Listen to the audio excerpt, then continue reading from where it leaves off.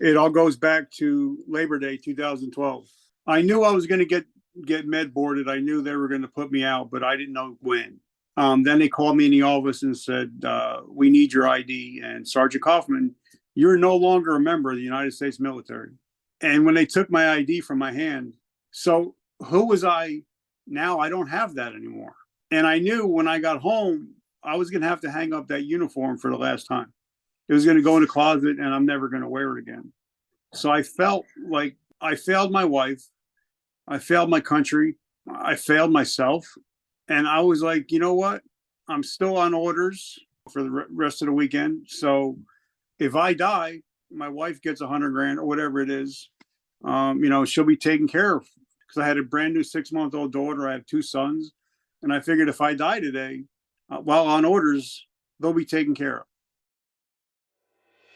Welcome to Your Story Doesn't End Here, the mental health podcast of military and veterans who refuse to be silenced. I'm your host, Rachel, and my mission with this podcast is to be a voice for those who don't have a voice, bring awareness to mental health issues, provide value and solutions, and to change the culture when it comes to mental health within the DoD organizations.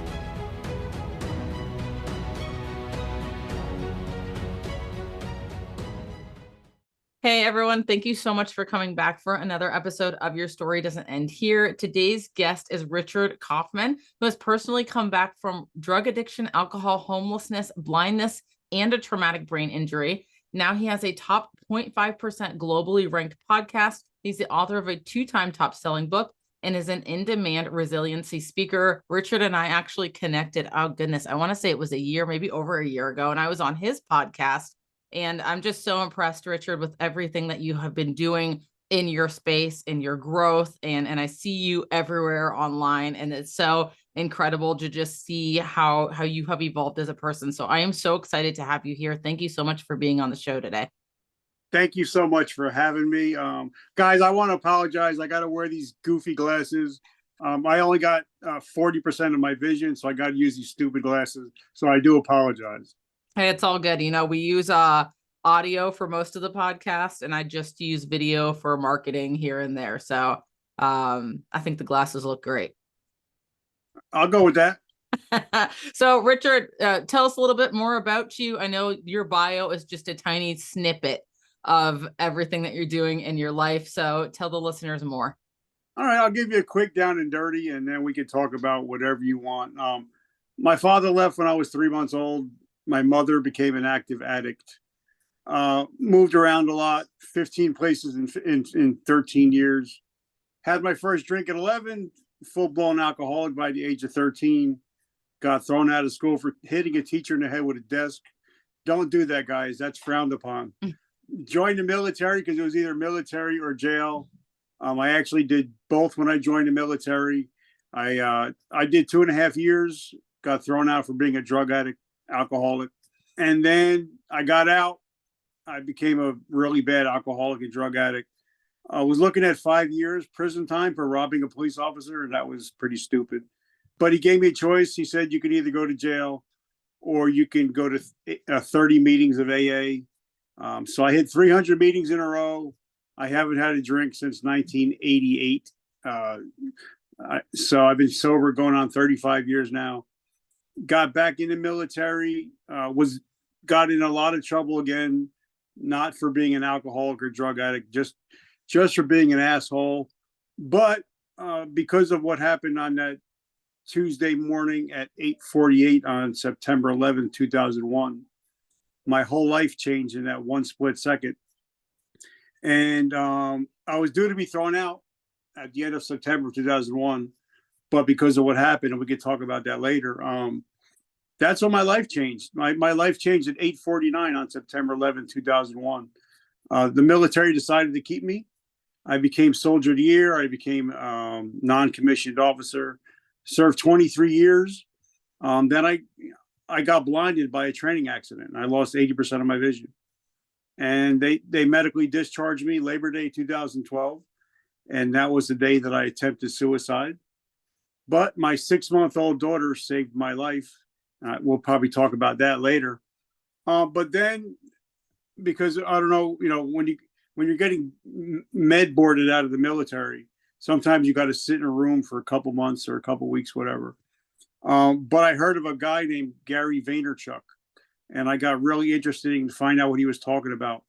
So I actually got the chance to go to lunch with Gary Vaynerchuk. And he's the one that started me on my podcast journey. He's the one that named me the comeback coach. He's the one that told me to write my book. So it wasn't for Gary, I wouldn't be doing what I'm doing. And now that's what I do now. I have a top podcast, book, and all that stuff. But my goal is just for somebody that's listening right now to let them know that your past doesn't dictate your future.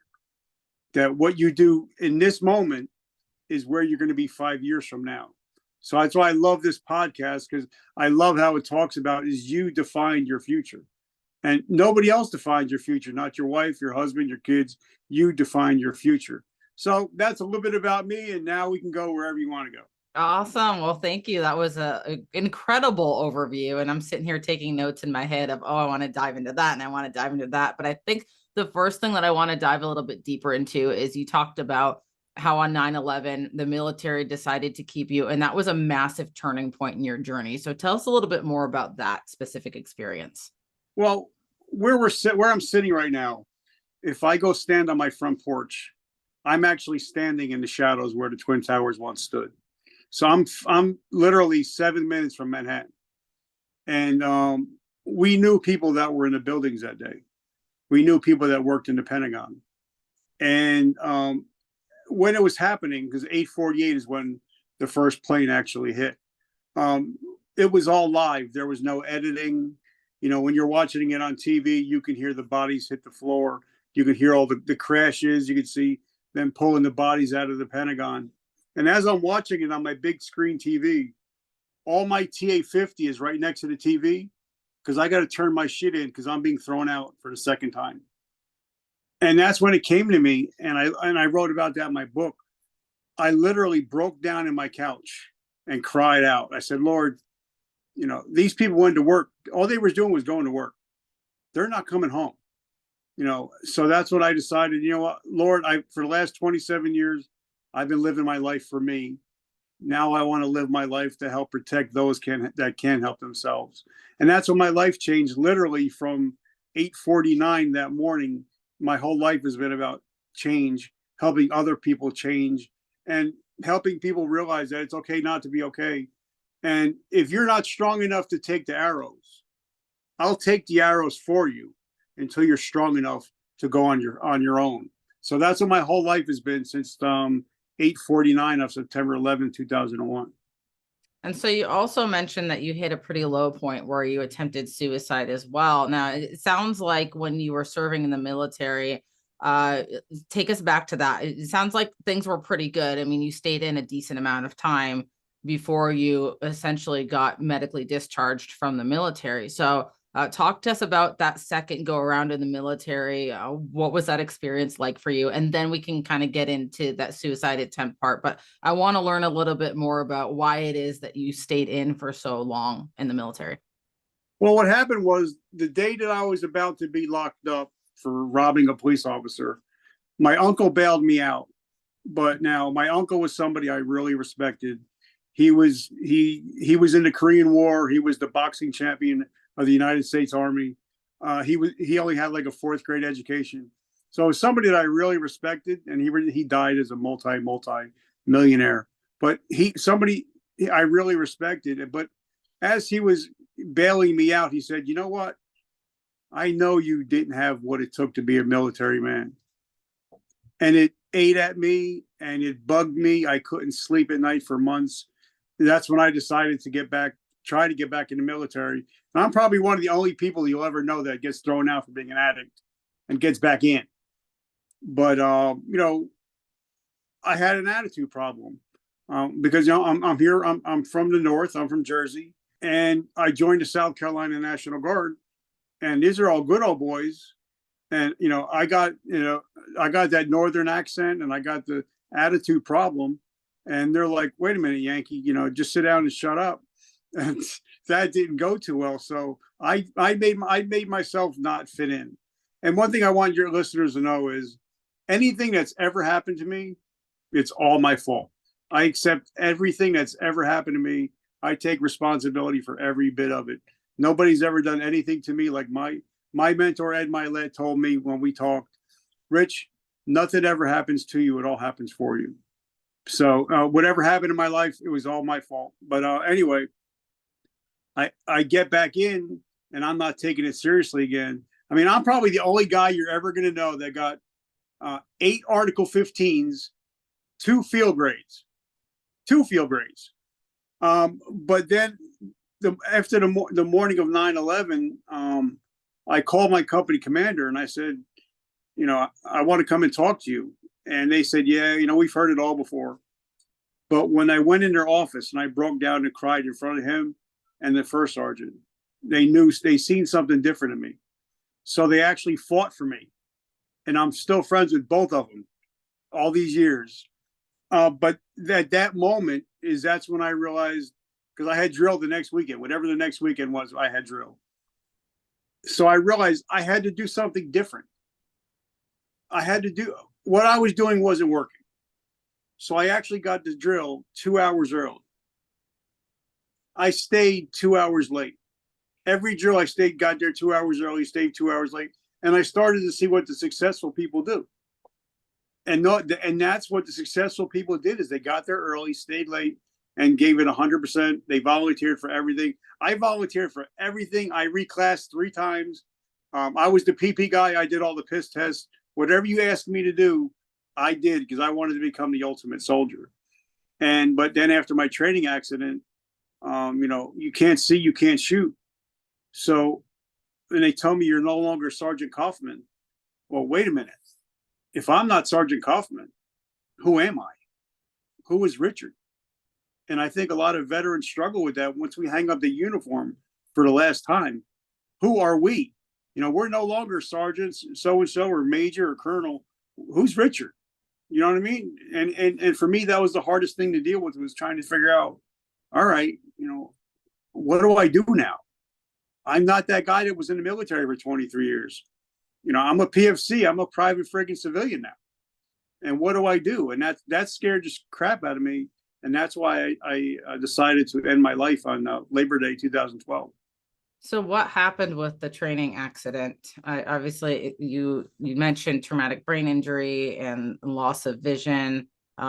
Take us back to what were the events that led to that, if you're comfortable sharing that. Oh, yeah, definitely. We were heading down to Fort Dix, and I was a convoy commander, and one of our vehicles broke down. So there was a new private driving the new Humvees, up armored Humvees. And I was using hand and arm signals to back him up. And instead of him hitting the brakes, he hit the gas, ran over the whole right side of my body and ran over my head. So I had an ocular stroke, which caused me to lose blindness in my eyes. So that's what happened with that. And back then I was on some stuff I can't really talk about. I was pretty jacked and yoked. So I just got up and I shook it off until we got down into Fort Dix, and pretty soon everything went black and I couldn't see anything.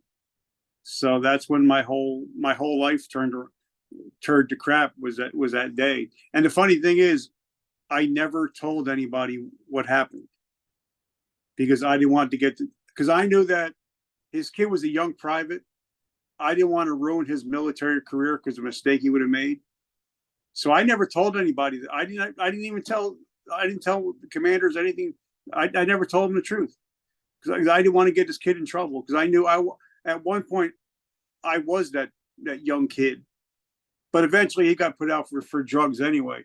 But for me, it was kind of, I don't know, it was like apropos, I guess. And that's when my whole world just spiraled down from being the ultimate soldier, for being the guy that would max out the PT tests. I maxed out every correspondence courses. I mean, I would be the man every time he went to formation. I was it. And then to go from that and not even be able to use the bathroom because I can't see, it was a total life-changing experience.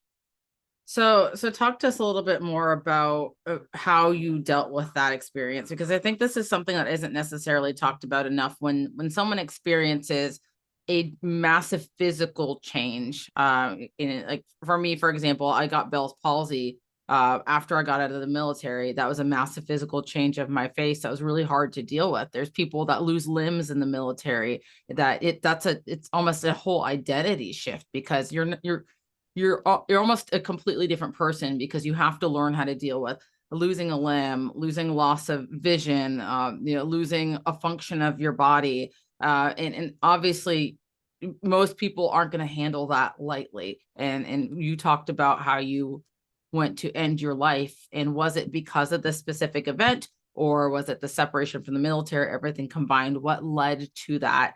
And how did you handle this massive physical change that you now had to deal with?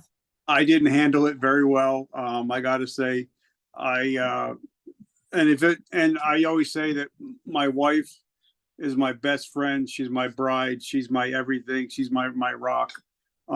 She got my blind side, literally. If it wasn't for her, I wouldn't be here today. But I didn't handle it too well, because I didn't know how to handle it. Because my whole life for the next, 23 years was doing the right thing. It was, at one point I moved to New Jersey, but I still had to go to drill in South Carolina. So I would drive 13 hours on Friday to make it to drill, and drive 13 hours back on Sunday night. And I never missed the drill once. And I was always early. So for me to go from that to having to have my wife take my hand to take me to the bathroom, I realized that I had God humbled me. And he said, listen, if you're not going to humble yourself, I'm going to humble you. And it was at that moment that I realized, okay, I have to learn to be able to be loved. I have to learn to be able to be taken care of. And that's, it really humbled me. And it still humbles me today, because no matter, number one, podcasts and books and speaking, I still can't drive at night, because I have night blindness. I can't drive my daughter to school at certain times. So, I still deal with a lot of stuff. But in my experience, one of the first podcast guests I ever had, and is a gentleman that he's blind and deaf, and he ran the Badwater 135 in the Mojave Desert almost the same time as David Goggins did. So if Adam can do that, what am I going to complain about if I have a little bit of vision problem? So, and that's why I started the podcast, to be like, okay, the first guy I ever had on the show, he had both arms, both legs were blown off, and I'm on the phone with him. His wife's holding up his phone. He's in a jacuzzi in Aspen, skiing with his family. And that's when I said, all right, no matter what I have, even if if I go totally blind, I still have 2 arms. I still got 2 legs. I'm still going to make the best of it. So, that's when my thoughts started to change. Be like, okay, what's worst case scenario? Okay, I lose all my vision. Okay, now I learn how to play guitar. I learn how to podcast, So for me, it's kind of like, a lot of people will complain, oh, well, why did this happen to me? Well, and I'm like, well, why not this happen to me? Why am I that special that bad things aren't going to happen? Like with you and your Bell's palsy. Okay, a lot of people would say, oh, I'm going to give it up because I'm not going to look good on TikTok. I'm not going to have that. But you turned your mess into your message. Mm-hmm. And now you're a superhero. If you become a superhero, because you've dealt with this, and you're going past where people that are able are not able to do. Yeah.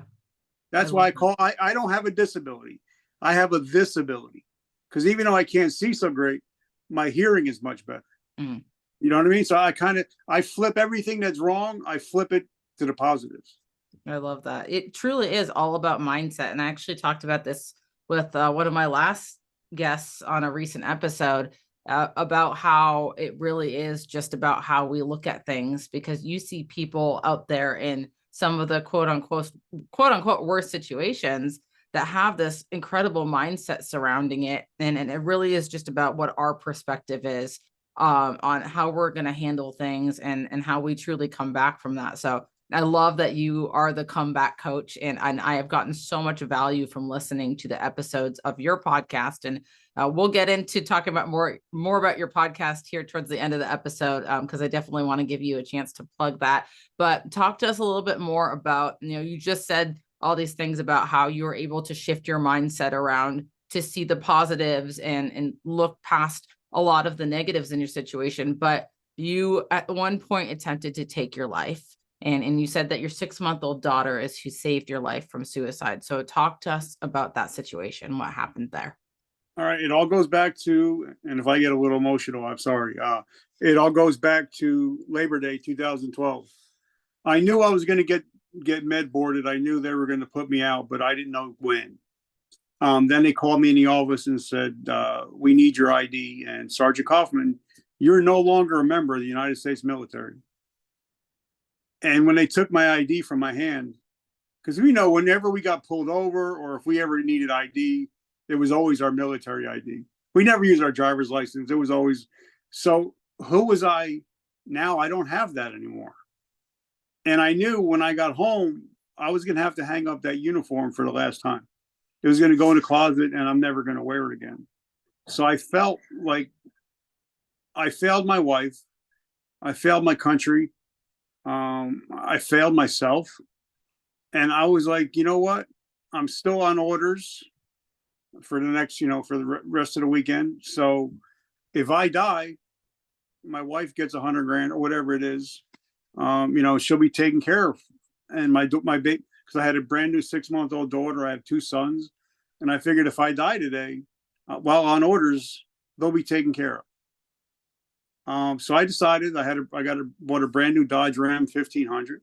So I figured I'm going to call my wife because I'm never going to see her. And I knew when I called my wife, I was never going to hear her voice ever again. I knew it was a wrap. It was over. But I didn't want to let her know. And I just let her know I love her, tell the kids that I love her, because we were supposed to meet at the shore for a weekend.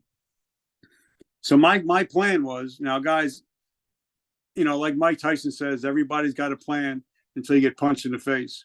So my plan was to get in the truck, hit 100 miles an hour, put it on cruise control. And here in New Jersey, all the highways are all concrete, so you're going to hit something. So my plan was just to get in cruise control, put it on cruise, hit 100 miles an hour, shut my eyes, and just run off the road. So I did get up to 100 miles an hour. I put it on cruise control, turn the radio on. Now, I don't listen to country. I was an 80s hip hop guy. I'm used to listening to, NWA, Dre, Snoop. But at this time, a country radio station came on, and I was like, all right, whatever. I'm dying anyway, so it doesn't matter what I'm listening to. And I closed my eyes, and, on the highways, on the side of the roads, they have those little things that click, click, click, click, click when you're about to go off. And I kept hearing click, click, click. So I knew that I'm seconds away from hitting the barrier. And a song called I Saw God Today by George Strait came on. And it talks about a man that's looking at his newborn baby daughter from the glass of the hospital and how much he loves her and how much he loves being a father. And it hit me. I'm like, I got a choice to make. I can either become a statistic or I can be a father and a husband. So I turned the wheel real quick and I turned off on the side of the road and I called my wife. I told her what happened. She was pissed off, obviously. But she said, we're going to get you help. I said, because honey, I said, if I don't get help, I know I'm probably going to eat my gun by Monday. It's going to be over. She said, don't worry about it, honey. I got you. And we set an appointment to see my therapist. And I've been seeing the same therapist for 11 years now. So that's why I wear this T-shirt. It says, today I decide. I decided to become a husband and a father instead of a statistic. And it was all like you talk about is we all have decisions to make. We can either decide how our book ends, or we can let somebody else write our book. And that's as to say, I decided, okay, I'm going to write my book. I'm not going to let the military decide what my ending is going to be. So that's how my little baby daughter, she's upstairs now having fun, but she saved my life, and she doesn't really know about it until she gets a little bit older. That's a beautiful story. What was it that kept you from falling back into addiction after that process? I think it was somebody else out there is going through this. And if I'm able to be there for them, to let them know if this guy can do it, anybody can do it. And sometimes I get down, even I have whatever I have, and it's not money at all, but it's, it's a lot of people say, oh, you got a top podcast. I'm like, yeah, but some days I'm not feeling it. Sometimes I don't feel like getting out of bed some days. But that's when I'll go on my Facebook and be like, guys, I'm struggling today. And I'll get a bunch of messages. But people know I'm just like them. I'm nobody special. But I'm just here to say, okay, well, if you're struggling and I'm struggling, let's struggle together. Yeah. So I think that's one of the things that stood out the most to me about you when I first met you, is that you're this guy with this extensive network. A lot of really who are considered very powerful and very prominent people. I mean, you mentioned Ed Milet, Gary Vaynerchuk, but you don't use that to inflate your sense of self. And I never got the sense that you do that. Your goal in life is just to give value to other people. And I respect that I so think much. no matter how big we get, like, yeah, I live in a $500,000 home. I got a beautiful wife, three cars, 3 beautiful children, but I still got to go out and pick up a 14-pound dog's crap in the morning. I'm not that cool. I'm not that important. Oh, well, let's talk a little bit about the shift. What sounds like the second major shift in your life, where you shifted from this mindset of Richard as a member of the military and your identity as a sergeant to kind of what you're doing more today, this shift of, podcasting and book writing. And I know you mentioned Gary V had a huge role in that. So how did you meet Gary V? I'm assuming he wasn't as big when you met him as he is now, or maybe he was. That's what he was at the very height of where he was at. But now the way I met him, I don't recommend anybody doing this. But I was with GNC for over 30 years, and I was a manager, district manager, GNC. So I called his father has a liquor store 20 minutes from my house. And I called him. I'm like, this is Rich from GNC. I'm supposed to have a meeting with Gary. I forget when he's going to be there. Can you let me know when he's going to be there? And he's like, yeah, he's going to be here this Saturday, blah, blah, blah. I was like, all right, just let him know that I'm going to come and see him. So I got in to see him, and I just started BSing with him. And he actually, in his early videos, you can actually see my Wounded Warrior hat actually hanging up in his office. But that was the way I got to get in with him. But then, once he realized that I'm just a Jersey boy, and we kind of had that kind of bond. And then I told him, I said, Gary, you saved my life. You and Ed Milet, you saved my life and gave me direction. And I told him, I said, Gary, I'll promote you for the rest of my life. And I do. Whenever his new books come out, I actually buy it, and I'll actually post a link about it, and I'll give a synopsis of the whole book, not expecting anything, but because he poured into me. And when people pour into me, that just means I want to pour into others. So that's my Gary V story. And him and Ed Milet are people that, have poured into me, and I'm still learning every day. Even though I have 1,100 podcast episodes, I'm still a baby and I'm still learning. So if it wasn't for Gary or Ed, I wouldn't be where I am. And I'm nowhere in their league, but I just want to say without them, I wouldn't be where I am today. That's incredible. And so you started this podcast. When you started the podcast, were you planning on doing anything like that? Or was it just that you got advice and then you just kind of went for it, and then your direction kind of shifted as you went? I'm the worst podcaster ever. What happened was, like, I was with GNC and I started this little podcast. It was called Success, Your Why Powers Your How. And all I would do is I would try new products. And I'd be like, yeah, this pre-workout tasted great. It didn't work. Or I'd be like, guys, this pre-workout tastes like ass. I'm like, but it's awesome. It kicks ass. You should try it out. But then I started interviewing folks like that gentleman I was telling you about. But I got 300 episodes in, and I never realized that my podcast was never even on iTunes. Just 300 episodes in. 300 episodes in. And then I talked to the guys at iTunes. I'm like, I like to put my 300 episodes on. They're like, yeah, no. So I had to start a whole new podcast from scratch. And it was just audio at the time. And now it's video and all that. But I was the worst podcaster in the world. And I listened to my podcast that I did before. And I was like, I hear a lot of ums, a lot of ahs. I'm like, that's horrible. So guys, I'm the worst podcaster you're ever going to meet. Hey, we all start somewhere. So we talk about this incredible network of connections that you have built, are you just organically going out and meeting people and networking and putting yourself out there, or what? I guess to shift this into what would be relevant to people listening, how do you recommend that someone that is leaving the military and maybe is experiencing a tough situation and having that identity shift and trying to figure out what's next, how would you recommend that they step into that next step of maybe networking, meeting more people, or just figuring out what's next? You have to realize what gets you going, what gets you excited. But then you also have to, because I heard Gary, he was on an episode once. He's like, I forget, I think it was like 3 or 4 years ago. He's like, you need to jump on LinkedIn. So as soon as he said that, I jumped on LinkedIn, and I think we're up to like 30,000 connections on LinkedIn. But it's all about creating value. Now, when I started my second podcast, I really didn't know a lot of top level people. So what I would do is, like, I seen the authors of Rich Dad, Poor Dad, Sharon Lecter, she put out a new book with a guy named Greg Reed.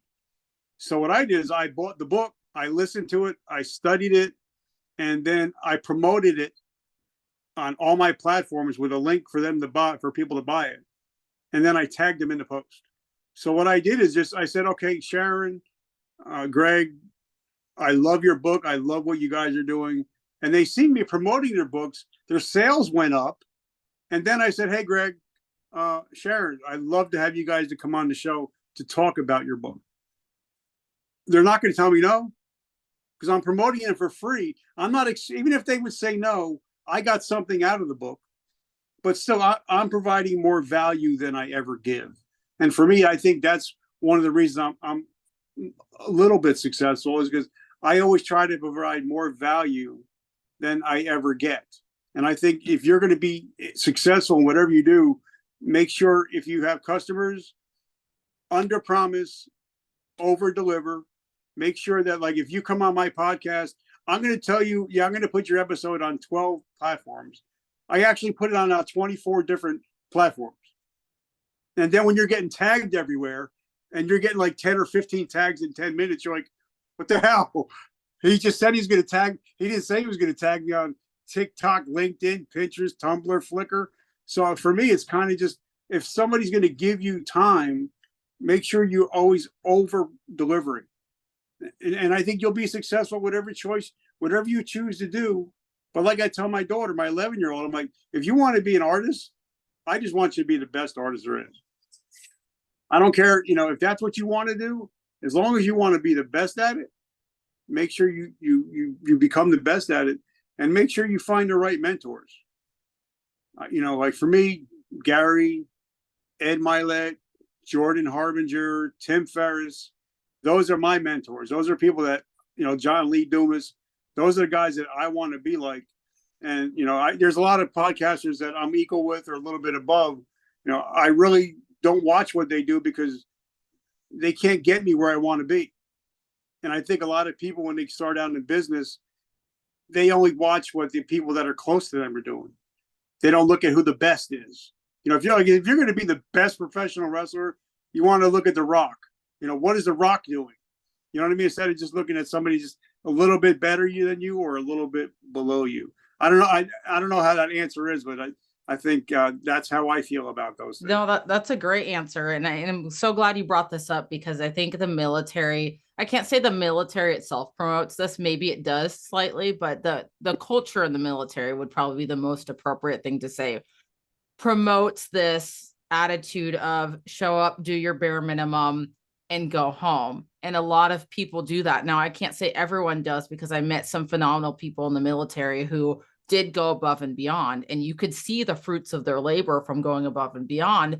But a lot of people have this mindset of 20 years, 5 years, 10 years, however long they spend in that environment, of just doing the bare minimum. And so forget, or maybe never learned in the first place, that giving more and not expecting something, or just giving value because you want to make someone else's life better, it reciprocates. It's that the law of reciprocation, right? And it's such a simple thing to do, but so many people out there aren't doing it.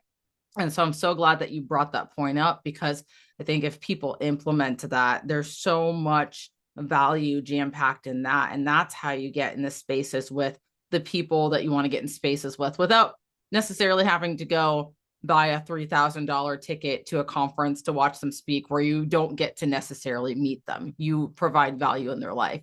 And but so now think about, because that's something I wanted to talk about, because a lot of people, I had the opportunity to get backstage with Richard Branson. But the way it happened was because I knew somebody that was working the event, and I actually interviewed 4 of the 6 people that were on the event. But I said, you know what can I do to serve you? Let me go and set up chairs. Let me take out the garbage. So I'm getting the same information you paid $5,000 for. I'm getting the same information, and I get to provide value to them. And of course, if I'm picking up their garbage, and if I'm doing this or doing chairs, I'm sure if I see them, I'm like, Richard, can I talk to you for a second? They're pretty much not going to say no, because you're volunteer without pay to go do something for them. So that's a great way to get into rooms. If you can't afford to get in rooms, volunteer. Like, I couldn't afford to get in front of David Meltzer, who's got a $20 billion company. I can't afford to buy his hour of time, but I can have him come on my show for an hour, and I can ask him whatever I want, but because I'm providing value for him. So I think the more value you provide, the more people are going to pour into you too. I love that. I love that. Thank you so much for sharing that. Can you talk to us about how long the people hear these things, and in their mind, maybe they know it's not an overnight thing, but I think a lot of people kind of quantify things in short timelines. Now, you've been podcasting for a while, but when we talk about how long it took you to really build yourself up to the point you are today, how long did that take you? Or how long has it taken so far? Well, probably about 8 years, because I first started doing Facebook Lives when they first started. That's when you get a lot of people that would watch. So I started doing Facebook Lives, and then I went to podcasting. So it's taken me a good 8 years, and we finally hit, I think, 1.5 million downloads or something like that. But it's only been the last year that it's really grown, because it's when somebody said to me, "You're the best at what you do. Believe in yourself. Make sure that your people know that you are who you are, and also start pouring into other people." Like, I'm on like 5 different podcasts a week now, and I realize I'm only going to get more popular if I go on more people's shows and provide more value to more people. Right. And I think a podcaster, I'm afraid to go on other people. Why? We're all in this together. Like, why would I be afraid to have you on my show if you're a podcaster? Right. We're all in together. Right. But I think if we have that mindset that there's 8 billion people in this world, so everybody has their own space. But when I have you on my show, you're able to touch people that won't listen to me. Right. And I might be able to touch people that don't listen to you as much. So I think it's, as long as we all work in the same ecosystem, because like a lot of people, I think they have that mindset of there's not enough. Well, I live in the enough world where there's enough of everything. And I think the more that we give and the more that we realize there's enough for everybody, so let's just provide value for everybody, you can't lose. I love that attitude of collaboration over competition, which is another thing that I want to make this point that a lot of people in the military space don't quite understand that fully, of that collaboration over competition. And so if you're listening and you're active duty or you've separated from the military and your mindset isn't quite where you want it to be yet, know that that is okay. That, you know, Richard just talked about 8 years as how long it's taken to build up. And I think even for me, myself, I've been podcasting 2 years now. And oftentimes I'll look back and I'll get down on myself of, oh, I'm only here. I'm not where I want to be yet. I'm not blowing up. But I compare where I started to where I am now. And then, you know, thinking if I consistently do this for another 6 years, what is life going to look like then? And I think that's such an important thing for people to understand, is that sometimes it takes a little bit of time, but moving and making some kind of progress is better than sulking in our feelings. And you hit earlier on this concept of taking full responsibility for everything. I'd like to go back to that a little bit, because that is such an important thing that I really want to drive into the listeners, is this idea of taking radical responsibility. Talk to us about that mindset shift, and how easy or difficult was it for you to shift your mindset into that? And I believe you said this earlier, so apologize if this is double asking, but what was it that made you shift your mindset into this radical responsibility? I think you said it was Ed Milet. Actually, it was Grant Cardone. Now, I was actually driving Uber because I was trying to make extra money to fund the podcast. And I got his book. Now, I don't care if you like Grant. If you do like Grant, I don't care. But I hated Grant Cardone. I hated Grant Cardone until I read it. I heard an interview with him and Ed Milet.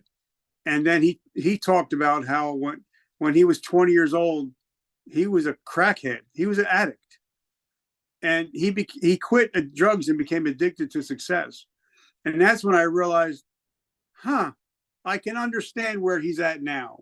But something, I loved his book, but something that he said in the book, he said, once you realize that from this point on, whatever happens in your life, whether you fail or succeed, it's all your fault.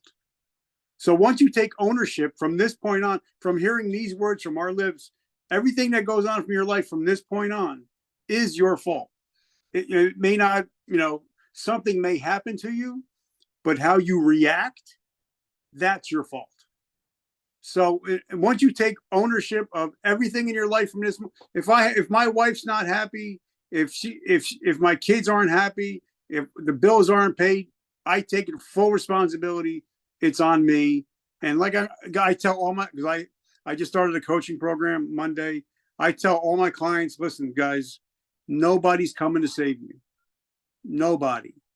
The only person that can save you is you. I mean, I can be a guide. We can be guides, but I can't do the work for you. But if you're willing to do the work, you can come out of any situation that you're in. But you got to be, like, even the Bible, it says you got to do your company's inventory, or else you're going to go out of business. So if you don't know your weak points, your strong points, then you're just going to continue fail, unless you're brutally honest and say, I screwed up. I'm sorry. I'm ready to change. So it's all about brutal honesty. And not everybody can be brutally honest. Yeah, it's true. I think that's something that a lot of people in society struggle with, brutally honest with other people, much less ourselves. Because I've even noticed with myself lately that the idea, and I took this leadership assessment recently, and the person that I thought I was in my head compared to the person that I actually am when I was radically honest with myself on the assessment, two different people. And I was like, holy shit, like this isn't matching. And maybe this is why things aren't working the way I want them to, because I have two different ideas going on in my head. And so that's one of the reasons I wanted to touch on this radical honesty thing, is because I think that's one of those things that people kind of need to hear over and over and over, because sometimes we forget that we fall back into this person that maybe this is the idea of who we want to be and who we think we are, but we're not quite in alignment with it because we aren't being fully honest with ourselves. So Somebody told me, and I wish I could remember, but they said, you are who you are when you're alone. That's the real person. If the camera's on, you're probably somebody different. But when you're home alone and there's nobody around you, and whatever thoughts you have, that's the real person. So you have to decide, okay, I don't want to be that person anymore. I don't like that old person. I want to change. It's going to take time, but you have to say, you know what? Even in the Bible, it says that you have to put the old man to death to create the new one. Yeah. But you have to know who the old man is before you can create something new. Right. Yeah. So it truly is a process, and it's a beautiful process. It's a hard process, but taking one step at a time, I think, is where I really struggled to wrap my head around things, is that slow process, because we live in this world of instant gratification. So Richard, you talked about you're doing coaching now. So talk to us a little bit more about that. And then also, if you could talk to us about your book and your podcast, so that people know what it is that you have to offer, and how they can get value from you, and also how they can support you. Okay. Well, before we even start, I want to offer something special to your listener base. If you get in touch with our gracious host, or you get in touch with me, my book, I'll send it to you for free. You just have to just say, hey, here's my email, send it to me. I'll send you my book for free. No cost, no charge, nothing at all. And then also, if you decide to get the book, 30-minute coaching call for free, no cost, just because you're friends of hers, you're friends of mine. So I want to help you out. So there's no, I don't want anything from you. I just want to improve your life. But I do have a coaching program I just started, because as soon as I hit 1 million downloads, everybody and their mother started saying, how'd you do it? How'd you get 1 million downloads? How did you get, David Meltzer, John Lee? How do you get all these people on the show?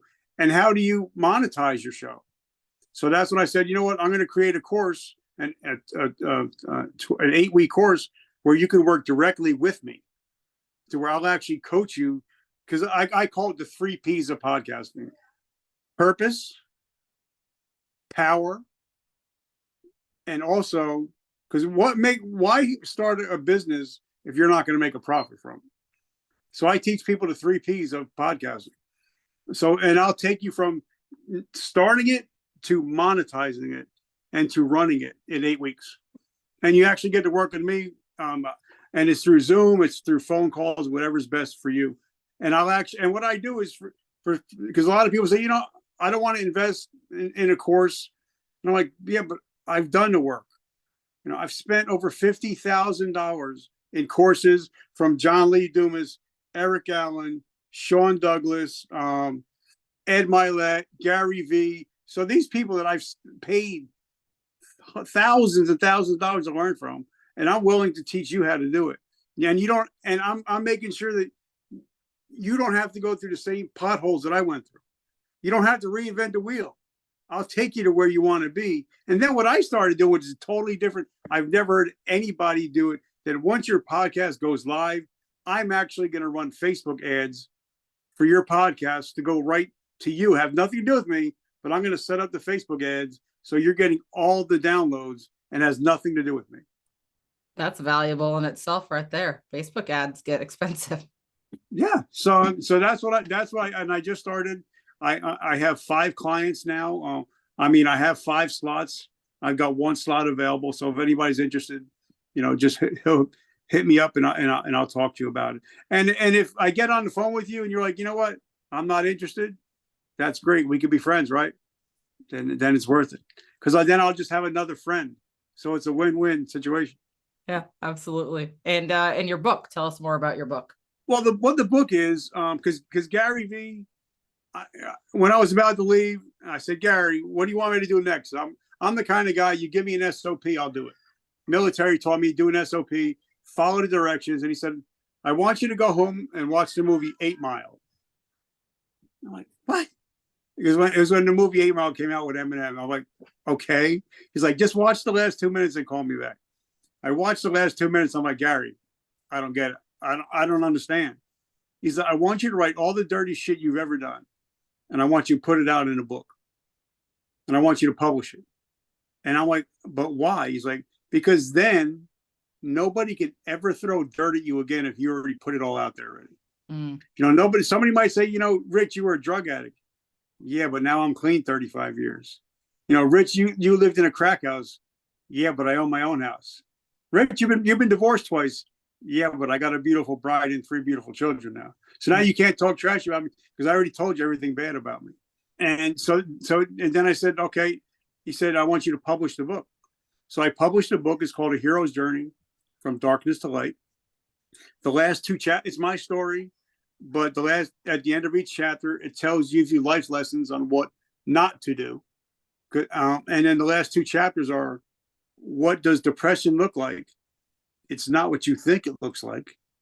And then the last chapter is, what is addiction and what does addiction look like? It's not what you think it looks like. So it's also a teaching book.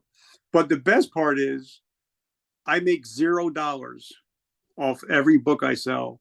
Every t-shirt, I have my own coffee. I got Vertical Momentum coffee, t-shirts, hats, coffee, books. 100% of the proceeds go to help veterans struggling with PTSD and homelessness. So I don't make any money off anything that I do because I'm more worried about something like Gary said. I said, Gary, give me a nugget before I leave here.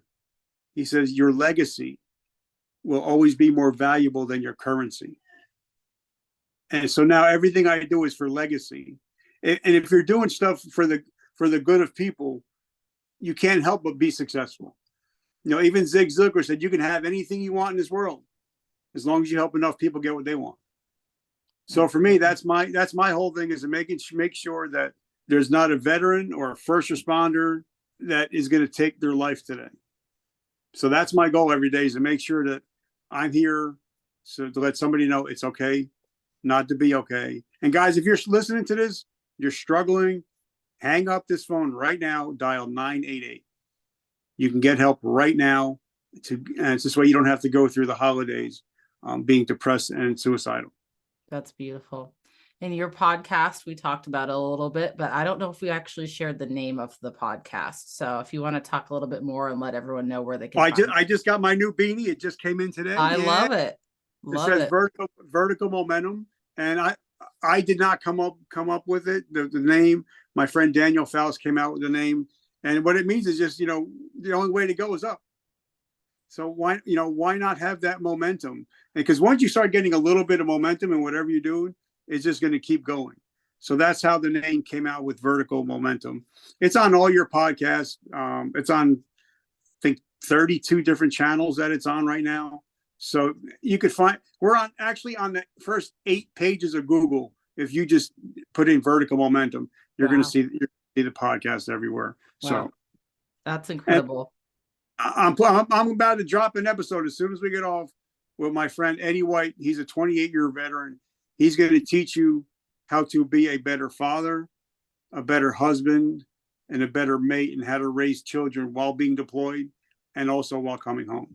So that's coming out probably in about an hour. Super, super valuable. We're recording this about mid-December right now. So by the time this episode drops, that'll already be out. Plus, I'm sure lots more valuable episodes. And honestly, it doesn't matter what kind of advice you need in life. I promise you can find something on Richard's podcast that is going to apply to your life. And if it doesn't apply to your life now, it's probably going to apply to you in the future or the person that you want to be. And honestly, jam-packed full of so much value. Richard, I appreciate so much what you put out into the world, because you truly are fulfilling what you want to fulfill, building that incredible legacy. Because there's a difference between just having a history versus building an incredible legacy. And I think you're doing just that. So please continue doing what you're doing. Don't stop. You're helping so many people. To end the episode today, first of all, before we get into the very last question, what is the best way that people can follow you, support you, or check out what you're doing? Website, social media? All you got to do is go to Google, just type in Vertical Momentum Podcast. We're on so many different platforms. We're everywhere. So perfect. Just the first 8 pages of Google, if you type in Vertical Momentum, you'll find my ugly face somewhere. All right, Richard, last thing for you today. Are there any last words or pieces of advice that you want to leave the listeners with? Yes. The way I end my podcast every time is that I love Joel Osteen. I don't care what people say. But one of the things he talks about, and people that know me, my theory is you have a choice today. You can be a victim or you can be a victor. So we have the choice. Today I decide to get to be the victim or the victor. And if you're listening to your podcast, they decide to be victors and no longer playing the victim game. Thank you for taking the time to listen in today. With your support, we are able to increase awareness of the mental health issues affecting service members and veterans today, with the goal of creating positive change. If you got value from this episode, please take 30 seconds to subscribe and share this episode within your own network. Until next time, remember, your story matters, your mental health matters, and your story doesn't end here.